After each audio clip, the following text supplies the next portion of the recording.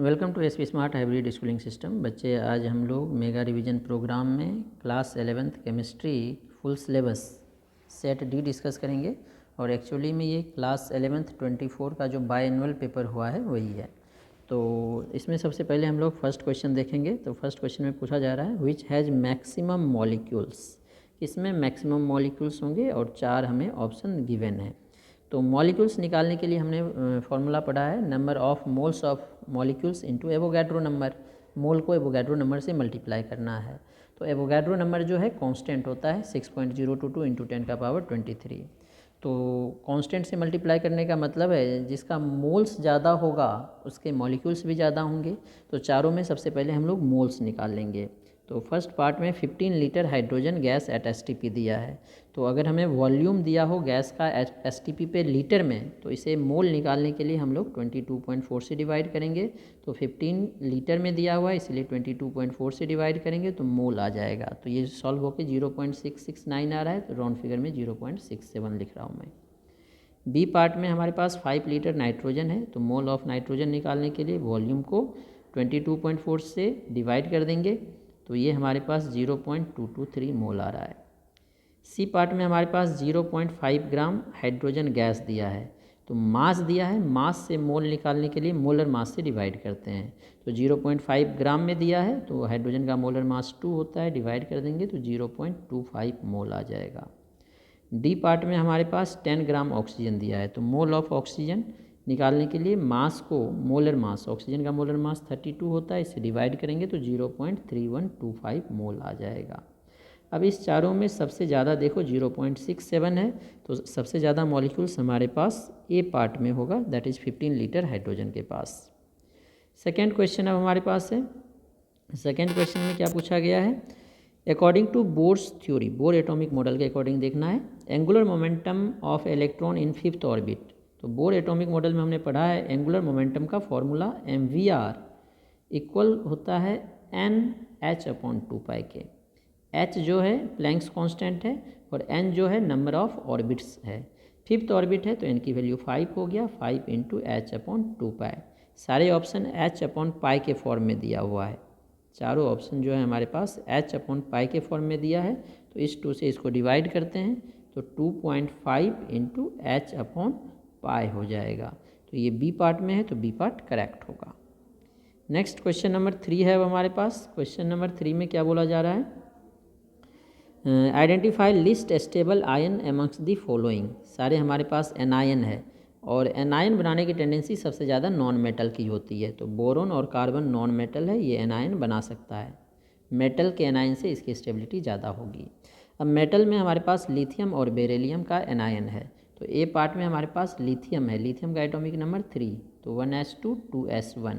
अब अगर इसमें माइनस है मतलब एक इलेक्ट्रॉन ऐड करेंगे तो 2s हाफ फिल्ड था, एक इलेक्ट्रॉन ऐड किए फुल फिल्ड हो गया।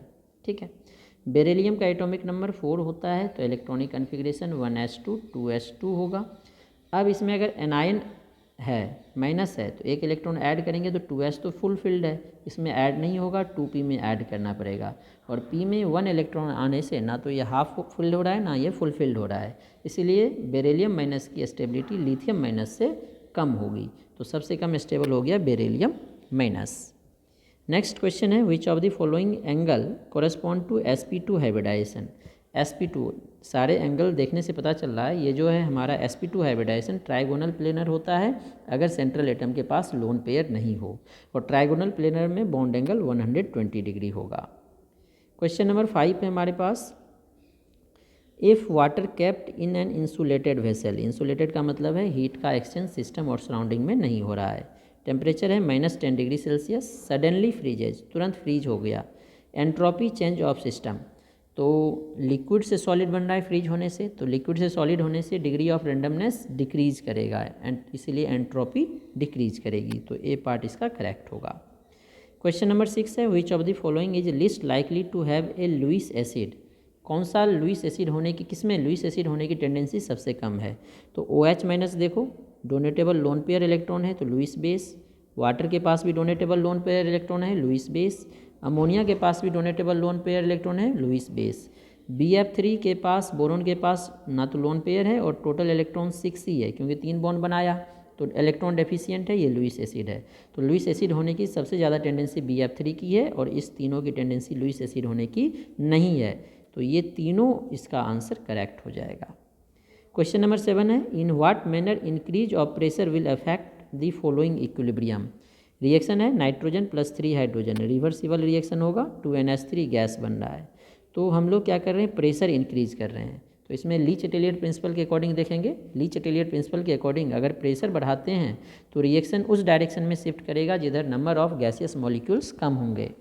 तो इसमें देखो 2 गैसियस मॉलिक्यूल्स हैं, राइट साइड, लेफ्ट साइड 4 है, तो राइट साइड कम है, तो रिएक्शन प्रोडक्ट के साइड जाएगा, दैट इज फॉरवर्ड शिफ्ट होगा। तो shift in forward direction, B part इसका करेक्ट होगा। ठीक है, अब नेक्स्ट क्वेश्चन है हमारे पास, A metal atom loses 2 electrons, its oxidation number will be. अब एक मेटल एटम है, मान लो M, 2 इलेक्ट्रॉन लूज करेगा तो क्या बनाएगा, M2 प्लस 2 इलेक्ट्रॉन। तो M2 प्लस में ऑक्सीडेशन नंबर क्या हो गया इसका, +2। +2 ए पार्ट में है तो ए पार्ट करेक्ट होगा। क्वेश्चन नंबर 9 है अब हमारे पास, oxidation number of chromium in K2Cr2O7 and Cr2O3। तो K2Cr2O7 में क्रोमियम का निकालना है, तो क्रोमियम का निकालना है तो X मान लेते हैं क्रोमियम एटम का ऑक्सीडेशन नंबर। पोटासियम 2 है, एक पोटासियम का +1 होता है, क्रोमियम 2 है, एक का हमने X माना है, ऑक्सीजन 7 है, ऑक्सीजन का -2 होता है। तो +2 + 2x - 14 = 0। तो 2x - 12 = 0 हो गया, तो 2x की वैल्यू +12, तो x की वैल्यू यहाँ से +6 आ जाएगी। तो K2Cr2O7 में क्रोमियम का +6 आएगा। अब Cr2O3 में देखते हैं, Cr2O3 में भी x मान लो, एक क्रोमियम का, 2 क्रोमियम है तो 2x, ऑक्सीजन का -2 होता है, टोटल चार्ज 0। तो 2x - 6 = 0, तो 2x की वैल्यू +6 आ जाएगी, तो x की वैल्यू +6/2 दैट इज +3। तो यहाँ पे +3, तो +6 + 3 ए पार्ट में है तो ए पार्ट इसका करेक्ट होगा। अब नेक्स्ट क्वेश्चन है, CCl2 इज, CCl2 देखो कार्बिन है, डाइक्लोरोकार्बिन, 2 क्लोरीन है, 1 लोन पेयर। तो इसके पास बॉन्ड पेयर में 2 इलेक्ट्रॉन इधर और 1 लोन पेयर, 2 इलेक्ट्रॉन हो गया, तो 2 2 4 2 6 6 इलेक्ट्रॉन है, मतलब ये इलेक्ट्रॉन डेफिशिएंट है। लोन पेयर तो दिख रहा है but it is electron deficient, इसीलिए इसे हम लोग इलेक्ट्रोफाइल बोलेंगे। तो हमने सेक्शन ए देख लिया, अब हम लोग सेक्शन बी देखते हैं। सेक्शन बी जो है very short answer type question है, ईच क्वेश्चन 2 मार्क्स का है। ठीक है, तो इसके लिए हम लोग एक बच्चे का पेपर शेयर करते हैं। तो देखो फर्स्ट क्वेश्चन अब है सेक्शन बी का, क्वेश्चन नंबर 11 है, right the general characteristics of P block elements. P block element के जनरल कैरेक्टरिस्टिक्स 2 मार्क्स में है, तो 3 या 4 मैक्सिमम लिखना था, बच्चे ने 6 लिखा है। ठीक है, चलेगा, कम नहीं लिखना है, इसे 2 या 3 मिनिमम 3 लिखना है। तो P block elements consist metal, non metal, metalloids. जो पी ब्लॉक एलिमेंट है इसमें तीनों होते हैं, metal, non metal, metalloids. S block में मेटल्स है हाइड्रोजन को छोड़ के, डी एंड एफ ब्लॉक में सारे मेटल्स है। पी ब्लॉक में तीनों एग्जिस्ट करते हैं। पी ब्लॉक में सॉलिड, लिक्विड, गैस तीनों एग्जिस्ट करते हैं। एस ब्लॉक में मेटल है हाइड्रोजन को छोड़ के, तो सारे सॉलिड हैं। डी एंड एफ ब्लॉक में भी सारे सॉलिड होंगे एक्सेप्ट मरकरी जो कि रूम टेम्परेचर पे लिक्विड होता है। ठीक है ना। In each group the metallic character, group में ऊपर से नीचे आएंगे तो मेटेलिक करेक्टर बढ़ेगी क्योंकि एटॉमिक साइज बढ़ता है, इनिशियल एनर्जी घटता है, और नॉन मेटेलिक करेक्टर घटेगी। पीरियड में लेफ्ट टू राइट जाते हैं तो नॉन मेटेलिक करेक्टर बढ़ता है। Compounds of these elements are mostly covalent. Non metal के जो कंपाउंड्स होते हैं जनरली कोवेलेंट होते हैं, मेटल के जनरली आयनिक होते हैं। Most elements of variable oxidation state, इसमें एक एलिमेंट का एक से ज़्यादा ऑक्सीडेशन स्टेट हो सकता है। जैसे क्लोरीन है -1 होता है, +1 +3 +5 +7 सारे शो करते हैं। फॉस्फोरस है +3 +5, नाइट्रोजन -3 से +5 सारे शो करते हैं। तो वेरिएबल ऑक्सीडेशन स्टेट होता है। The oxides of most of the elements are acidic, क्योंकि मोस्ट नॉन मेटल है, नॉन मेटल के ऑक्साइड एसिडिक होते हैं, मेटल के ऑक्साइड बेसिक होते हैं। दूसरा क्वेश्चन है इसका, question number 12, define reversible and irreversible process. Reversible और इरिवर्सिबल, तो रिवर्सिबल प्रोसेस वो प्रोसेस होता है जो सेम पाथ फॉलो करके रिवर्स हो सकता है। जैसे कि नाइट्रोजन हाइड्रोजन 2 अमोनिया बनाया, तो ये रिवर्स हो सकता है, इसीलिए इसे बोलेंगे रिवर्सिबल। और जो रिवर्स नहीं हो सकता, एक ही डायरेक्शन में प्रोसीड करेगा, उसे बोलेंगे इरिवर्सिबल। जैसे कैल्शियम कार्बोनेट को ओपन कंटेनर में हीट करो, छोटा रिएक्शन अगर लिखना है, तो कैल्शियम ऑक्साइड और CO2 ये गैस से बन के बाहर निकल जाएगा, तो इससे ये कन्वर्ट नहीं होगा। उसी तरह CaCO3 का HCl से रिएक्शन क्या, calcium chloride CO2 H2O, gas बाहर निकल जाए ओपन कंटेनर में तो रिवर्सिबल ये नहीं होगा, इरिवर्सिबल प्रोसेस बोलेंगे। क्वेश्चन नंबर 3 है define oxidation and reduction according to oxidation number. तो हमने पढ़ा है बच्चे, अगर ऑक्सीडेशन नंबर इंक्रीज करता है तो उसे ऑक्सीडेशन बोलते हैं, और ऑक्सीडेशन नंबर डिक्रीज करता है तो उसे रिडक्शन बोलते हैं। तो ऑक्सीडेशन नंबर में be defined as reaction in which oxidation number of an element in an atom या मॉलिक्यूल या आयन इंक्रीजेज, और अगर डिक्रीज करेगा तो ऑक्सीडेशन के बदले इसे रिडक्शन बोलेंगे। तो मैग्नीशियम का यहाँ पे ऑक्सीडेशन नंबर 0 है, ऑक्सीजन का यहाँ पे 0 है, ठीक है। तो मैग्नीशियम ऑक्साइड, मैग्नीशियम +2 ऑक्सीजन -2, तो मैग्नीशियम का 0 से +2 ऑक्सीडेशन, ऑक्सीजन का 0 से -2 रिडक्शन हो गया। नेक्स्ट है हमारे पास carbanion. Explain carbanion with example. Carbanion वो ऑर्गेनिक स्पीसीज होगा, carbanion is a organic molecule नहीं स्पीसीज या इंटरमीडिएट बोलेंगे। कार्ब एनायन क्या होता है, ऑर्गेनिक स्पीसीज या intermediate with a negative charge on carbon atom, carbon पे निगेटिव चार्ज होगा और इसके पास 3 बॉन्ड पेयर होंगे, ठीक है। क्वेश्चन नंबर 5 है explain conformers of ethane. Ethane के 2 ही कन्फॉर्मर बनते हैं, एक को बोलते हैं स्टेगर्ड और दूसरे को बोलेंगे एक्लिप्स्ड। स्टेगर्ड होगा जब बॉन्ड एंगल 180 डिग्री होगा, एक्लिप्स्ड जब 0 होगा। 2 रिप्रेजेंटेशन है, न्यूमैन और सॉहॉर्स। न्यूमैन में एक को हम लोग क्या करते हैं डॉट, दूसरे को बॉल से रिप्रेजेंट करते हैं, और सॉहॉर्स में एक को वाई दूसरे को वाई, जैसे कि ऐसे दिखाता हूँ मैं, एक को सीधा वाई और दूसरे को सीधा वाई करेंगे तो ये हो जाएगा हमारा एक्लिप्स्ड, और अगर एक को सीधा वाई और दूसरे को उल्टा वाई दिखाएंगे तो ये हो जाएगा स्टेगर्ड। इथेन है तो 3 हाइड्रोजन इस कार्बन के साथ, और इस कार्बन के साथ भी 3 हाइड्रोजन। उसी तरह यहाँ भी स्टेगर्ड में भी 3 हाइड्रोजन, इसके साथ भी 3 हाइड्रोजन, दिस इज स्टेगर्ड, ठीक है। Draw the structure of benzene. Benzene का स्ट्रक्चर ड्रॉ करना है 2 मार्क्स में, ठीक है। इसी तरह से ड्रॉ करते हैं, कार्बन के साथ हाइड्रोजन होता है, ईच कार्बन के साथ अल्टरनेट डबल बॉन्ड होते हैं। आप चाहते तो इसको ऑर्बिटल डायग्राम से भी बना सकते थे, 2 मार्क्स में इससे भी काम चल जाएगा। क्वेश्चन नंबर 7 है explain acidic character of alkynes with example, ठीक है ना। अल्काइन जो है एसिडिक इन नेचर होता है, क्यों एसिडिक नेचर होता है, क्योंकि अल्काइन में जो कार्बन है इट इज़ sp हाइब्रिडाइज्ड, और sp हाइब्रिडाइज्ड होने के कारण परसेंटेज एस करेक्टर 50% होगा। और हमने पढ़ा है जो इलेक्ट्रोनिगेटिविटी है वो डायरेक्टली प्रोपोर्शनल होता है परसेंटेज एस करेक्टर के। तो एस करेक्टर इसकी मैक्सिमम होती है, कार्बन में अगर ट्रिपल बॉन्ड है तो sp है, डबल बॉन्ड में sp2 हो जाएगा, और सिंगल बॉन्ड में sp3 हो जाएगा। तो डबल बॉन्ड में 33% आ जाएगा, सिंगल बॉन्ड में 25 आ जाएगा। तो सबसे ज़्यादा जो है ट्रिपल बॉन्ड में 50% आएगा एस करेक्टर ज़्यादा है इसलिए इलेक्ट्रोनिगेटिविटी ज़्यादा होगा, तो कार्बन की इलेक्ट्रोनिगेटिविटी बढ़ने से एसिडिक नेचर बढ़ेगा।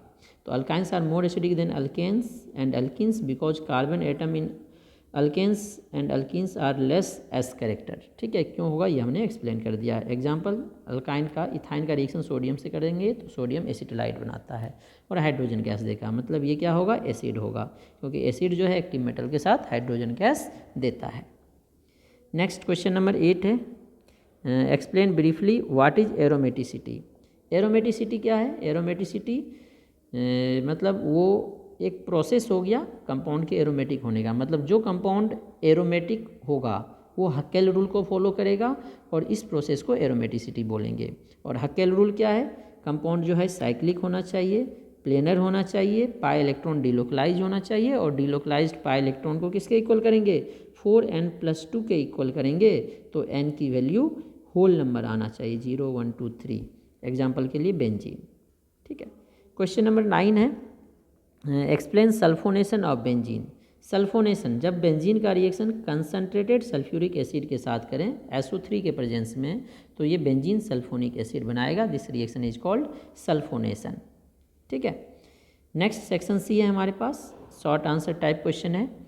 तो फर्स्ट क्वेश्चन है discuss law of multiple proportion. Law of multiple proportion क्या होता है, लॉ ऑफ मल्टीपल प्रोपोर्शन के अकॉर्डिंग अगर 2 डिफरेंट एलिमेंट आपस में कंबाइन करके एक से ज़्यादा कंपाउंड बनाए, जब 2 डिफरेंट एलिमेंट आपस में कंबाइन करके एक से ज़्यादा कंपाउंड बनाए तो क्या होगा बच्चे, अगर एक एलिमेंट का मास फिक्स रखें तो दूसरे एलिमेंट के मास का रेशियो सिंपल होल नंबर होगा। जैसे हाइड्रोजन, इसमें भी 2 ग्राम, इसमें भी 2 ग्राम, तो ये H2O बना रहा है, H2O2 बना रहा है ऑक्सीजन के साथ, डिफरेंट कंपाउंड बना रहा है। H2O में 16 ग्राम ऑक्सीजन चाहिए और H2O2 में 32 ग्राम चाहिए। तो हाइड्रोजन का मास फिक्स्ड है जो कि ऑक्सीजन के 16 और 32 ग्राम से रिएक्शन कर रहा है, तो 16 और 32 का रेशियो दैट इज 1:2, ये सिंपल होल नंबर आएगा। नेक्स्ट क्वेश्चन है, an organic compound gave the following percentage composition, sodium 29.11%, sulphur 40.51%, oxygen 30.38%। तो परसेंटेज कंपोजिशन हमें दिया हुआ है, तो इसका एम्पेरिकल फॉर्मूला बताना है। तो सोडियम सल्फर ऑक्सीजन है, एटॉमिक मास हमें पता है, सोडियम का 23, सल्फर 32, ऑक्सीजन 16, एटॉमिक मास पता है। अब परसेंटेज कंपोजिशन भी हमें क्वेश्चन में दिया है ये तीनों, तो हम लोग पहले number of, relative number of moles बोलते हैं, पहले हम लोग रिलेटिव नंबर ऑफ मोल्स निकालेंगे। तो 29.11/23 दैट इज डिवाइड किया 1.26, इसे डिवाइड किया एटॉमिक मास से 1.26, इसे एटॉमिक मास से डिवाइड किया 1.89।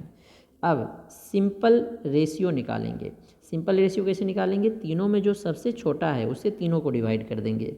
तो 1.26 तीनों में सबसे छोटा है, इसे सबको डिवाइड किया तो 1.5 आया। अब इसे होल नंबर बनाना है, तो सबको 2 से मल्टीप्लाई कर दो, तो ये 2 1.5 इंटू 2 3 हो गया।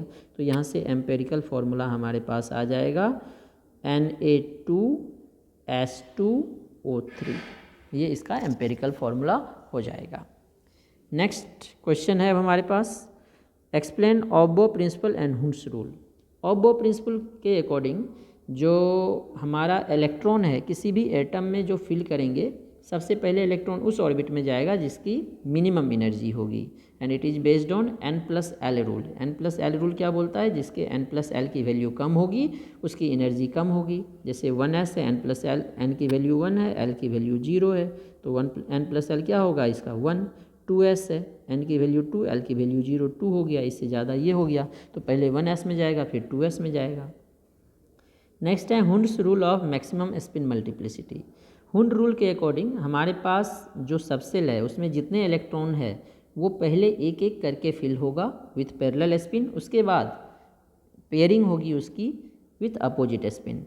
तो electron filling will not take place in orbital of same energy while all the available orbitals of a given subshell contain 1 electron each with parallel spin. Question number 4 है हमारे पास, define ionisation energy, explain its trend down the group along the period, down the group और along the period। It is minimum amount of energy required to remove an electron, ionization energy होता है from outer most या valence of an isolated gaseous atom. जैसे sodium के last orbit से electron निकालेंगे तो इसे निकालने में जो एनर्जी रिक्वायर्ड होगा दैट इज आयनाइजेशन एनर्जी। अब किसी भी ग्रुप में अगर ऊपर से नीचे आते हैं तो एटॉमिक साइज इंक्रीज करेगी, और एटॉमिक साइज इंक्रीज कर रहा है इसलिए आयनाइजेशन एनर्जी डिक्रीज करेगा। और पीरियड में लेफ्ट टू राइट जाएंगे तो एटॉमिक साइज डिक्रीज करेगा तो आयनाइजेशन एनर्जी इंक्रीज करेगा, क्योंकि आयनाइजेशन एनर्जी इन्वर्सली प्रोपोर्शनल होता है एटॉमिक साइज के। क्वेश्चन नंबर नेक्स्ट है, explain sp2 hybridisation with example. sp2 hybridisation, sp2 hybridisation क्या होता है, जब एक s ऑर्बिटल और 2p ऑर्बिटल आपस में इंटरमिक्स होगा तो 3sp2 हाइब्रिड ऑर्बिटल बनाएगा। और हाइब्रिड ऑर्बिटल का शेप इस तरह से होता है, एक लोब बड़ा एक लोब छोटा। तो 3 हाइब्रिड ऑर्बिटल है, तीनों आपस में इस तरह से अरेंज होंगे कि उसमें रिपल्सन मिनिमम हो, इसलिए इसका शेप हो जाता है trigonal planar, trigonal planar. Next question है, write difference between bonding and antibonding molecular orbital. तो देखो इन्होंने लिखा है बॉन्डिंग मॉलिकुलर ऑर्बिटल को सिग्मा पाई डेल्टा से रिप्रेजेंट करते हैं, एंटी बॉन्डिंग को इसमें स्टार लगा देते हैं। बॉन्डिंग मॉलिकुलर ऑर्बिटल में जो इलेक्ट्रॉन्स होता है उसे बॉन्डिंग इलेक्ट्रॉन्स बोलते हैं, एंटी बॉन्डिंग में जो होता है उसे एंटी बॉन्डिंग इलेक्ट्रॉन बोलते हैं। बॉन्डिंग इलेक्ट्रॉन्स के कारण बॉन्ड का फॉर्मेशन होता है और एंटी बॉन्डिंग ऑर्बिटल के कारण बॉन्ड ब्रेक होता है। ये बॉन्ड का कंस्ट्रक्शन करता है, ये डिस्ट्रैक्ट करता है बॉन्ड को, ठीक है ना। पोटेंशियल एनर्जी बॉन्डिंग की कम होती है, एंटी बॉन्डिंग ऑर्बिटल की ज़्यादा होती है, ठीक है। इसमें इलेक्ट्रॉन्स जो है towards the zone of nucleus होता है जिससे अट्रैक्शन ज़्यादा होगा, इसमें अवैध न्यूक्लियस होता है जिससे अट्रैक्शन कम होता है तो बॉन्ड टूटता है। तो ये इसके डिफरेंस है। नेक्स्ट क्वेश्चन है हमारे पास, state and explain law of chemical equilibrium. Law of chemical equilibrium का मतलब है लॉ ऑफ मास एक्शन बताना है आपको, और ड्राइव करना है रिलेशन Kc और Kp में। तो लॉ ऑफ मास एक्शन के अकॉर्डिंग क्या होता है, जो हमारा रिएक्शन है अगर वो इक्विलिब्रियम में होगा तो rate of forward reaction rate of backward reaction के इक्वल होगा। और लॉ ऑफ मास एक्शन के अकॉर्डिंग जो रेट है वो डायरेक्टली प्रोपोर्शनल होता है रिएक्टेंट के active mass raised to the power of their stoichiometric coefficient. ठीक है, तो यहाँ से हमारा जो रिलेशन आता है Kc, जो प्रोडक्ट है उसको ऊपर लिखते हैं, रिएक्टेंट को नीचे लिखते हैं, raise to the power of coefficient. Kp में कंसंट्रेशन के बदले प्रेशर ले लेंगे। अब प्रेशर देखो Pv इक्वल्स टू nRT होता है, तो P N/VRT होगा, V को इस साइड कर दो, N/V को भी कंसंट्रेशन बोलते हैं, मोलेरिटी। तो प्रेशर के जगह पे concentration into RT value put कर दो, तो यहाँ से हमारा आ जाएगा CRT का power N1, C concentration of DRT का पावर N2। तो अब देखो कंसंट्रेशन को अलग कर लिया, RT का power N1 plus N2, RT का पावर M1 प्लस N2, और इसका भी पावर होगा N1 N2 M1 M2। यही हमारा Kc आया है, तो ये वाला टर्म को Kc लिख दिया, RT का power N1 plus N2 minus M1 plus M2, इसे ही हम लोग डेल्टा N बोलते हैं। तो Kp equals to Kc into RT का पावर डेल्टा N हो जाएगा। नेक्स्ट क्वेश्चन नंबर 8 है हमारे पास, इंथैल्पी पूछा गया है। एक्सप्लेन फॉलोइंग इंथैल्पी और एंट्रोपी। तो इंथैल्पी क्या होता है, it may be defined as heat content of system at constant pressure. Constant pressure पे जो हीट होगा इंथैल्पी, और एंट्रोपी होता है डिग्री ऑफ रैंडमनेस या डिसऑर्डरनेस। ठीक है, क्वेश्चन नंबर 9 नेक्स्ट क्वेश्चन है इस सेक्शन का। Explain inductive effect and hyper conjugation with example. 3 marks में है तो ज़्यादा डिटेल में एक्सप्लेन नहीं करना है।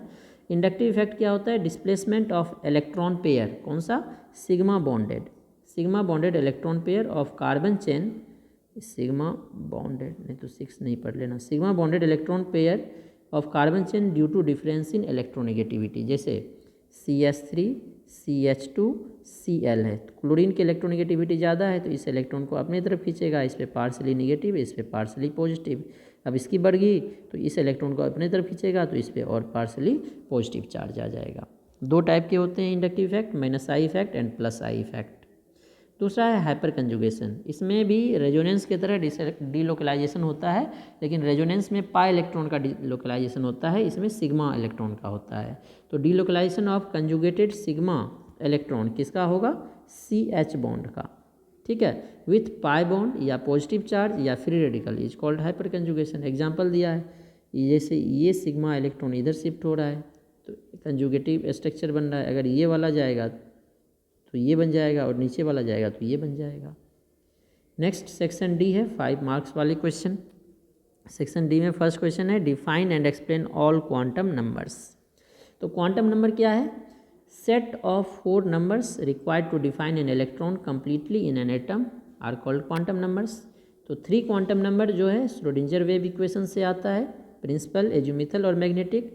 और 4th क्वांटम नंबर जो है स्पिन क्वांटम नंबर, ये आता है हमें इलेक्ट्रॉन के स्पिन से, क्लॉकवाइज मूव कर रहा है तो +½ एंटी क्लॉकवाइज मूव कर रहा है तो -½ पहला है प्रिंसिपल क्वांटम नंबर, इसे स्मॉल n से रिप्रेजेंट करते हैं, और ये डिटरमाइन करता है न्यूक्लियस से लास्ट ऑर्बिट के बीच का डिस्टेंस, मतलब साइज। ये बताता है ऑर्बिट में मैक्सिमम 2n² इलेक्ट्रॉन हो सकते हैं, उसकी एंगुलर मोमेंटम NH/2π, एनर्जी बता देगा। ये सारी चीज़ें प्रिंसिपल क्वांटम नंबर बताता है। एजीमुथल क्वांटम नंबर को L से रिप्रेजेंट करते हैं और ये सब सेल्स का इंफॉर्मेशन देता है। इसकी वैल्यू 0 to n-1 होती है, 0 से लेके n-1 होती है L की वैल्यू। यहाँ से हम लोग ऑर्बिटल एंगुलर मोमेंटम निकाल सकते हैं, maximum number of orbitals and maximum number of electrons बता सकते हैं। मैग्नेटिक क्वांटम नंबर को M या ML से रिप्रेजेंट करते हैं और ये permitted orientation that is number of orbitals के बारे में बताता है। इसकी वैल्यू -L से +L के बीच लाई करती है इंक्लूडिंग 0।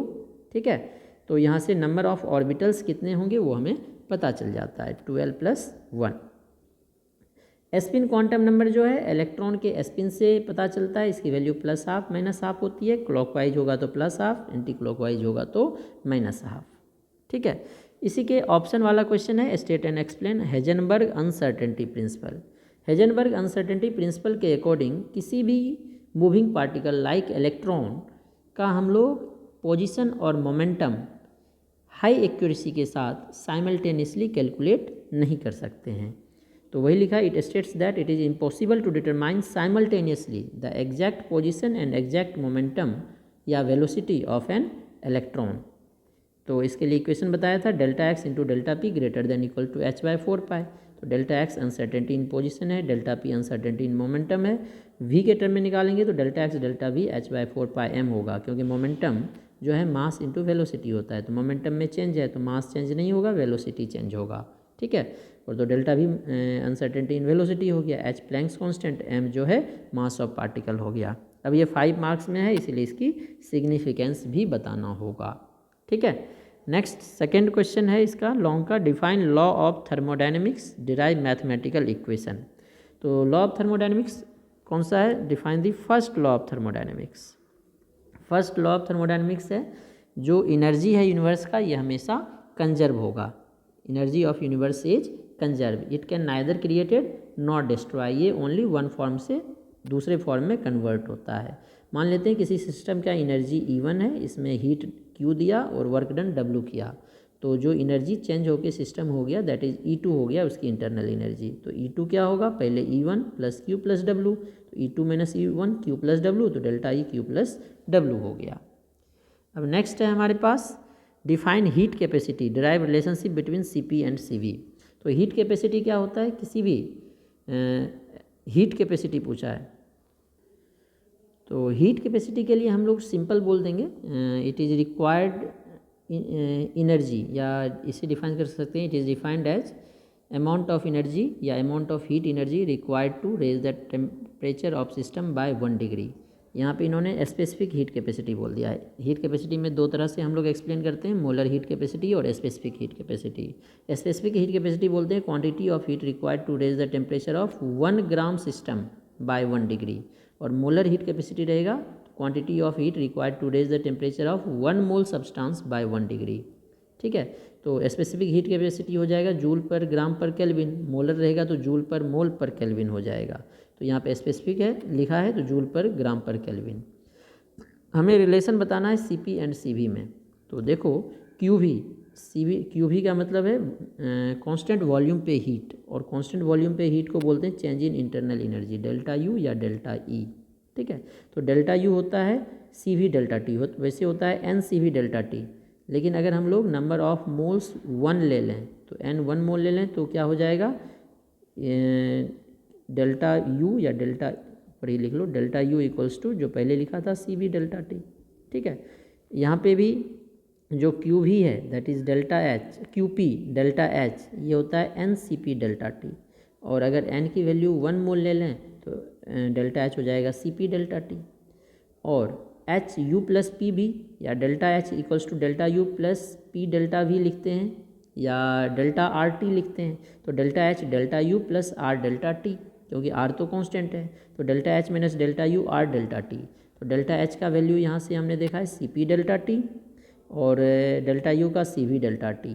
तो इसमें डेल्टा T कॉमन आ जाएगा तो क्या बचेगा, Cp minus Cv equals to R delta T। ठीक है, तो delta T cancel, Cp minus Cv हो जाएगा अब यहाँ से R के इक्वल, Cp माइनस Cv ये डेल्टा T कैंसिल हो गया, Cp माइनस Cv R आ गया। अब नेक्स्ट क्वेश्चन है हमारे पास, write the IUPAC name of following compound. इसका IUPAC नेम हमें लिखना है। तो देखो यहीं से कर देते हैं, 2 कार्बन का चेन बनेगा, तो 2 का चेन है तो क्या लिखेंगे, इथेन, साइनाइड के लिए सफिक्स होता है नाइट्राइल, मोनोवैलेंट विथ कार्बन था, यहीं से नंबरिंग स्टार्ट करना पड़ेगा। अब ये देखो 1 2 3 4 कार्बन का चेन है, तो क्या लिखेंगे, ब्यूटेन 1,4 डाइनाइट्राइल। ठीक है, यहाँ पे देखो कार्बोक्सिलिक एसिड है तो इसको लिस्ट पोजीशन देना, यहीं से नंबरिंग करना पड़ेगा, 3 4 5, 5 कार्बन का चेन है, 2 पे 2 सब्सटीट्यूएंट आ गया, तो क्या लिखेंगे, 2,2 डाइमिथाइल, यहाँ लिख देता हूँ नीचे में, पेन 5 कार्बन का चेन है, 3 इन 1 ओइक एसिड, इन का ई हटा देंगे क्योंकि आगे वोवेल आ रहा है ओइक। ठीक है, यहाँ पे देखो OH है तो OH है तो फिनोल हो गया, 1 2 तो 2 मिथाइल फिनोल। यहाँ पे फर्स्ट पे मिथाइल है तो 1 मिथाइल, 6 का चेन है तो साइक्लोहेक्सेन, ठीक है। नेक्स्ट है explain nucleophilic substitution reaction, give its types and for example of each types. तो न्यूक्लियोफिलिक सब्स्टिट्यूशन रिएक्शन को पहले डिफाइन करना है। The substitution reaction which are brought about by nucleophile are called nucleophilic substitution reaction. मतलब attacking reagent जिसमें nucleophile होगा। Nucleophile जो है सबस्ट्रेट के एटम और ग्रुप ऑफ एटम को रिप्लेस करेगा। जैसे OH माइनस न्यूक्लियोफाइल है तो OH माइनस Cl को रिप्लेस कर रहा है तो इसे न्यूक्लियोफिलिक सब्स्टिट्यूशन बोलेंगे। न्यूक्लियोफिलिक सब्स्टिट्यूशन के मेन 3 एग्जाम्पल हैं SN1, SN2, SNI। वैसे ये हमें 12th में पढ़ना है, 11th में क्वेश्चन नहीं आएगा। न्यूक्लियोफिलिक सब्स्टिट्यूशन हमें 12th में पढ़ना है। तो यहाँ पे SN1 का एग्जाम्पल दे दिया। SN1 के लिए टर्सरी हेलाइड होना चाहिए, SN2 के लिए प्राइमरी हेलाइड होना चाहिए और SNI जिसमें इंटरमॉलिकुलर न्यूक्लियोफिलिक सब्स्टिट्यूशन बोलेंगे, इसमें जो है इंटरनल सब्स्टिट्यूशन हो जाएगा, ठीक है। तो ये वैसे 11th में नहीं आएगा आपको, एक बार गलती से कभी कभी आ जाता है तो ये गलती से आ गया है तो इस क्वेश्चन को आप एलिमिनेट कर सकते हो। इसके ऑप्शन में नोमेनक्लेचर करना है क्योंकि ये 12th के सिलेबस में है, ठीक है। तो हमने ये पेपर पूरा डिस्कस कर लिया।